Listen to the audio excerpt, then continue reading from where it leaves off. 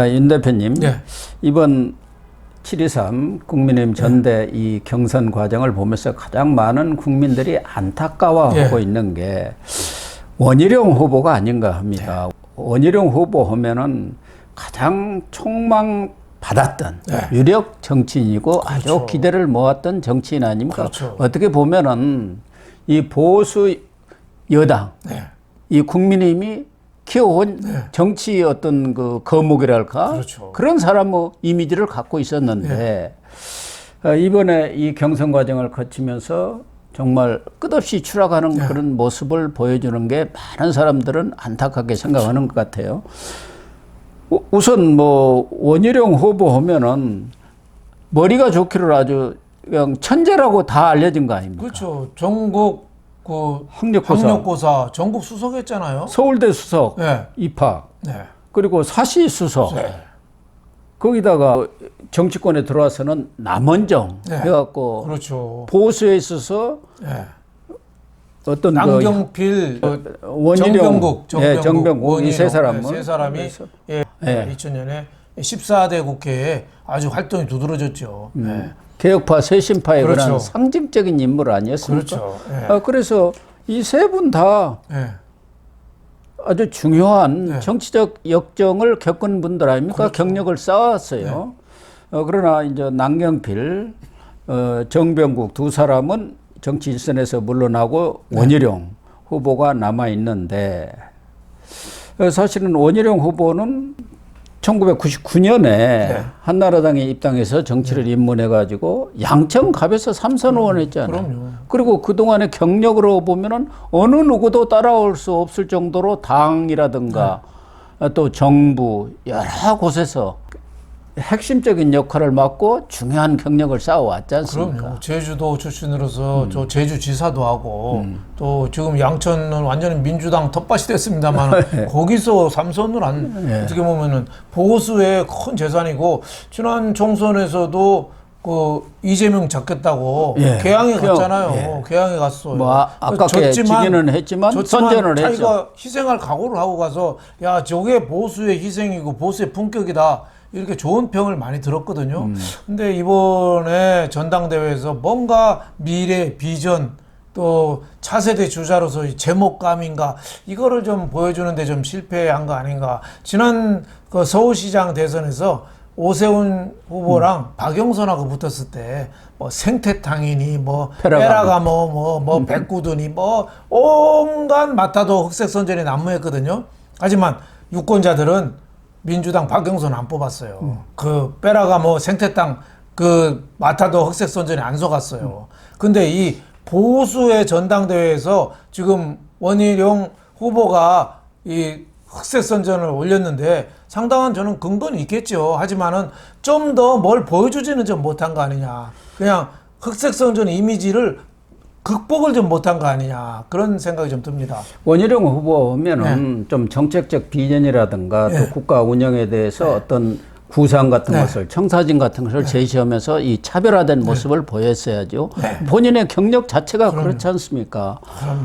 지방 광역단체장도 2번이나 했어요. 국회의원도 3번 했어요. 이 정권에서는 지난 대선 경선 때 나왔습니다만은 나중에는 대선 캠프의 정책본부장을 맡았고 인수위원회 기획위원장을 맡았고 또 대장동 일타강사로 또 명성도 날려서 이재명 잡는데 아주 귀신이다 이런 말까지 들었고 국토교통부 장관까지 했으면 그에 걸맞는 어떤 정책과 비전을 제시를 했어야 하는데 인신공격, 흑색선전으로 흘러버렸어요. 그 배경에는 원희룡 후보가 원래 자기가 이번 대표 경선에 나서려는 마음을 먹고 준비를 한 게 아니고 등 떠밀려서 나오다 보니까 이렇게 급하게 준비가 안 된 상태에서 이 출마하면서 이 방향을 잘못 잡은 거 아닌가, 선거 전략을. 마음이 좀 급한 거죠. 그리고 아마 친윤 쪽에서 원희룡을 밀면서 출마 선언만에 우리가 다 만들어줄게. 깔아준다. 당신은 그냥 손만 흔들어. 뭐 이렇게 해서 좀 낙관을 한 거 아닌가. 뭐 이런 생각이 들어서 그 유력 대권 주자로서 지금 아직까지는 물론 뭐 전당대회 아직 어떤 결과가 나올지 모르지만 아직까지는 그 위상을 좀 보여주지 못한 게 우리 보수로서는 자산의 큰 손실이라고 봐야죠. 특히 윤석열 대통령하고 만찬을 하고 그러고 나서 태도를 지금 출마적으로 선회를 한 거 아닙니까? 그 이전에는 원희룡 후보든 나경원 후보든 만나가지고 도와주겠다. 자기는 출마할 생각이 없다. 이렇게 했는데 이렇게 대통령 만나고 돌아서면서 이제 찐윤들이 달라든 거 아닙니까? 이른바 이철규 등 이른바 모사꾼들이 달라들면서 거기에 휘말려 버린 것 아닌가. 그래서 원희룡 후보 정도 되면은 그런 친윤들을 자기보다도 정치 경력이라면 여러 면에서 낮은 사람들의 그런 책사라고 달라드는 사람들한테 왜 휘말렸을까? 그게 좀 안타깝죠. 특히 이런 인신공격, 흑색선전을 하면은 그게 확실한 어떤 증거나 물증이라든가 이걸 들이대면서 공격을 하면은 전세를 역전시킬 수 있었는데 특히 뭐 사천 이 논란 하더라도 아무것도 증거를 들이대지 못했지 않습니까? 이 댓글팀도 뭐 운영했다 이런 부분들도 장해찬이라든가 이런 사람들이 메신저로 나오면서 신뢰가 더 떨어져 버린 거예요. 떨어졌죠. 뭐 고의 패배설이라든가 이건 말도 안 되는 소리 아니겠습니까? 거기다가 한동훈이 잘못한 것만 팩트로 탁탁 지적했으면 국민들이 알아서 판단할 텐데 고의 패배설 이런 거 너무 그냥 나가버렸어요. 오버한 거죠. 너무 감성적으로 나가버렸어요. 아니 한동훈 후보가 그냥 탈진할 정도로 그렇게 열심히 뛰었던 사람한테 저 사람 고의 패배를 하려고 했. 아니 그러면 자기한테 3번이나 왔다고 경선 TV 토론 과정에서도 정말 고맙다고 한 사람이 고의 패배설을 주장하니까 서로 맞지가 않아요. 그렇죠. 그런 면에서 안타깝죠. 논리적인 어떤 일관성이 없고 뒤죽박죽이 돼버린 거예요. 제가 계속 봤는데 한동훈하고 원희룡하고 같이 얘기를 해버려요. 한 사람 얘기할 때 한 사람이 듣고 한 사람이 하잖아요. 둘이 같이 마이크를 2개 켜놓은 것처럼 같이 떠들어요. 그러다 보니까 저 원희룡이 한동훈하고 나이 차이가 한 8, 9살이 납니다. 그러다 보니까 오히려 원희룡 후보는 60세죠. 거기가 60 아마 4년생일 겁니다. 한동훈은 그 소띠니까 73년생. 73년생이죠. 근데 같이 동시에 스피커 같이 말하면서 싸우니까 오히려 시청자들이 볼 때는 나이 많은 사람이 그거 왜 그래? 뭐 이런 이미지도 좀 있는 것 같아요. 거기다가 이 논리적인 그런 공격이랄까 이런 면에서는 원희룡 후보가 한동훈 후보한테 또 밀렸어요. 확실한 증거를 들이대야 하는데 그게 없다 보니까 오히려 역공을 당해갖고 사퇴를 했다는데 또 뭐 자기의 부인하고 이 공천을 논의했다는데 그 증거를 대라 하니까 아무 말도 못 하잖아요.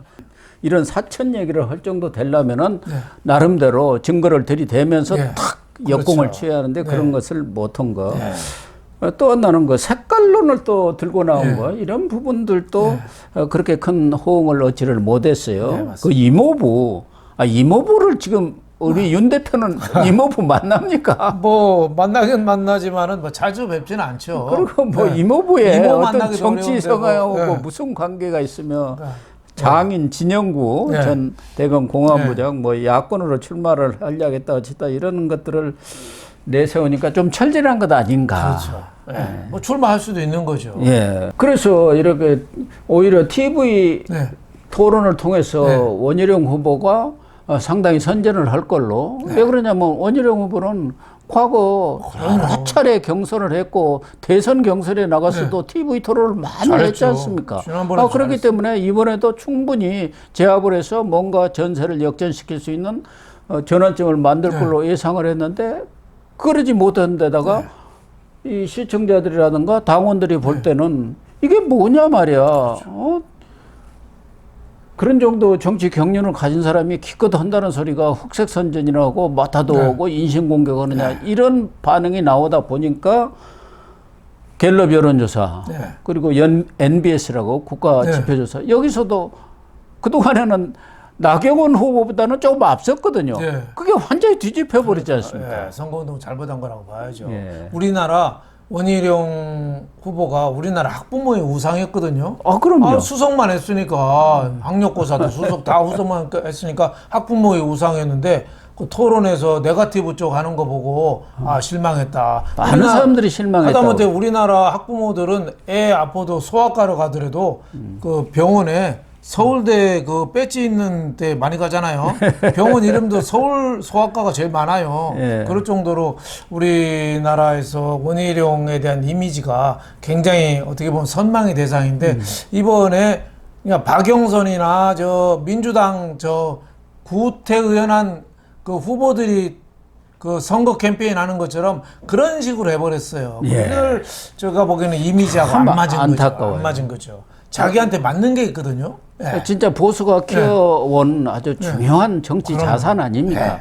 그런 분이 이 당 대표 경선이라는 이 한 방에 완전히 지금 자기가 쌓아왔던 모든 것들 그것들을 다 지금 날려버린 그렇죠. 꼴이 된 것 아닙니까? 그렇죠. 그러다 보니까 지금 이 국민의힘 특히 찐명 쪽에서는 용도 폐기설까지 나옵니다.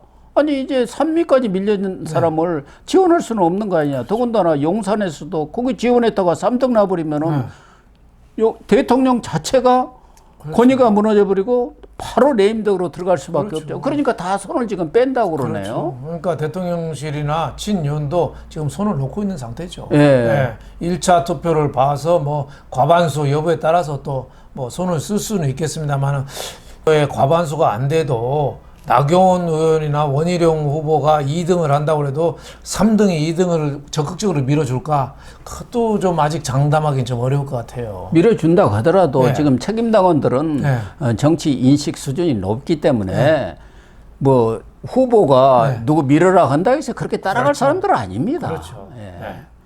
특히 이 대구 TK에서 보면은 갤럽 여론조사 여기서 9, 11일 날 조사한 거 보면은 2주 전에는 원희룡 후보가 한 20% 이렇게 차지했었는데 이번 조사에서는 9%로 밀려버렸어요. 그러니까 11%가 빠져버린 거예요.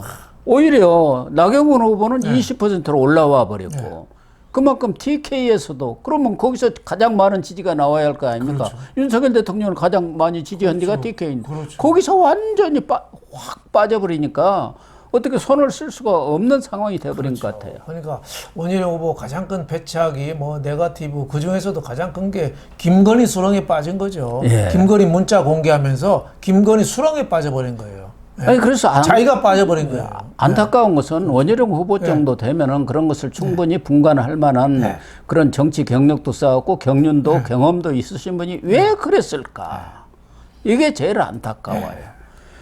그러다 보니까 혹시 김옥균 프로젝트라고 들어봤습니까? 아니요. 맞아요. 지금 정치권에서는 어차피 한동훈 대표되는 것은 막을 방법은 이제 없다. 그러다 보니까 친윤 찐윤 일부 인사들이 거기 뭐 받은 걸 뭐 이런 것들 나오는 거 보면 뭐 이철구 이런 사람들이 뭐 이렇게 일을 꾸민다는 게 김옥균 프로젝트라는 거예요. 그래서 당 대표가 되더라도 김옥균 갑심정변이 3일 만에 끝났잖아요. 1884년에. 그런 것처럼 3일 만에, 그러니까 3일은 아니라고 하더라도 조기에 끌어내리는 그런 방법을 강구하겠다. 그렇게 하면은 무슨 또 윤리위에 제소해갖고 뭐 이렇게 징계로 끌어내린다든지 또 최고위원들을 지금 많이 우리가 당선시켜갖고 4명이 최고위원이 사퇴하면 물러나게 되어 있잖아요. 그렇죠. 그런 여러 가지 일종의 뭐 트릭이랄까 관계를 구성하고 있다. 그게 김옥균 프로젝트라는데 그게 말이 되는 소리입니까? 말이 안 되죠. 서로 막으자고 다 죽자는 꼴 아닙니까? 그럼요. 지금 이재명이가 엉터리 탄핵 뭐 계속 그 뭐 특검 한다고 엉터리 같이 하잖아요. 여기에 여당이 보수가 진짜 힘을 합쳐서 대응을 해서 민주주의 파괴를 막아야 되는데 지금 내부 싸움하느라고 정신이 없어요. 그러니까 지금이라도 빨리 전당대회 끝나면은 새로운 리더십으로 무장하고 대통령은 대통령대로 현실을 인정해야죠. 그걸 민의라고 생각하고. 그러면요. 정치라는 게 적과 동지가 한순간에 바뀌는 것이고 서로 갈등을 빚다가도 어느 순간 또 뭐 언제 그랬냐는데 손잡고 그렇게 하는 게 정치 아니겠습니까? 그렇죠. 그게 또 정치력이에요. 아니 박근혜 전 대통령 때 뭐 친박 핵심이라는 이정현 대표 만들었는데 잘 했습니까? 괜히 단식 농성이나 하다가 어떻게 보면 탄핵을 불러일으켰잖아요. 그리고 윤석열 대통령 와서도 김기현 당대표 억지로 시켰잖아요. 하지만 제대로 역할을 했어요. 오히려 총선 실패까지 끌어오는데 어떻게 보면 원흉 장본인이 돼버렸죠. 그래서 대통령하고 관계가 꼭 좋다고 그래서 여당 대표를 잘하는 건 아니다. 적당히 중심을 잡아가면서 밀고 땡기고 하면서 원활한 그 국정 수행을 해서 손 잡을 건 잡고 대통령이 오버하면은 견제도 하고 이런 당대표가 돼야죠. 그렇습니다. 뭐 원희룡 후보 참 안타깝다는 얘기를 했는데 뭐 일각에서는 이번에 당대표에 나와가지고 당대표가 되면은 다행이고 낙선하더라도 선전을 하면은 총리 기용설 이런 얘기까지 나왔는데 지금 상황으로 보면 총리 기용은 카니와 앞으로 대선 후보로서도 치명상 그렇죠. 큰 내상을 입은 것 아닌가 그런 생각이 들어서 과연 원희룡 후보가 재기할 수 있을까 하는 의구심까지 듭니다. 최소한 전당대회에서 2등은 해야죠. 2등. 지금 뭐 2등도 어려우니까 만약에 3등으로 꼬꾸라진다면은 뭐 정치적인 재기는 쉽지 않을 거다 저는 이렇게 봅니다. 뭐 2, 3등을 떠나서 원희룡 후보에 대해서 가졌던 어떤 그 이미지라든가 기대 이런 것들이 이번 경선 과정에서 완전히 무너져본 그게 제일 안타까운 것 아니겠습니까? 패배는 있을 수 있기 때문에 왜 패배했다 그건 뭐 자성해가지고 회복할 수 있는 길이 있지만 어떤 사람에 대한 신뢰라든가 그런 명예가 무너져 버리면 회복이 불가능한 거 아닙니까? 그런 점에서 정말 좀 안타깝다 이런 말을 거듭 드리지 않을 수가 없습니다. 저도 원희룡 후보를 잘 알고 우리 방송에도 또 출연도 하고 그래서 정말 기대를 많이 했었습니다. 뭐 윤 대표님도 원희룡 후보에 대해서는 상당히 우호적인 생각을 갖고 좋은 계시니까. 이미지 가졌죠. 대장동 일타 강사 해서 어떻게 보면 윤석열 정부의 어떻게 보면 그 산뜻한 대표적인 인물이고 윤석열 대통령을 같이 대권 후보 나왔는데 선뜻 지원을 해줬잖아요. 뒷말 없이. 그때 경쟁자로 나왔던 유승민 뭐 이런 사람들은 계속 대통령 뒤에서 뒤통수 흔들었잖아요. 선뜻 손잡고 지원해줬잖아요. 이런 그 상식을 가진 어떻게 보면 정치인들이 좀 더 좀 두각을 나타내야지 우리나라 민주주의에 좀 회복이 도움이 되거든요. 그렇습니다. 투쟁력도 있고 지금 정치 참여한 지 25년 됐고 검사 출신이지만 검사 못 싹 빠졌고 지금 꽃을 피울 때인데 이번에 조금 이미지가 좀 맛이 많이 간 것 같다. 안타깝습니다. 그렇습니다. 윤석열 정부 자동은 우일형이라고 할 정도로 윤석열 정부 내각에서 아주 대표적인 두 사람 아니었습니까? 잘했어요. 국토부 장관 잘했잖아요. 그렇죠. 잘했죠. 그 양평 뭐 고속도로 노선을 김건희 땅 있는 대로 뭐 틀었느니 뭐니 했는데 그냥 백지화 시키면서 강력 대응했잖아요. 아니면 또 끌려갈 뻔했습니다. 그렇습니다. 원희룡 후보가 이번 경선 결과에 관계없이 추락한 이미지를 다시 이렇게 세울 수 있는 방안을 정말 고심해야 되지 않겠나 그렇게 결론을 내리고 싶습니다.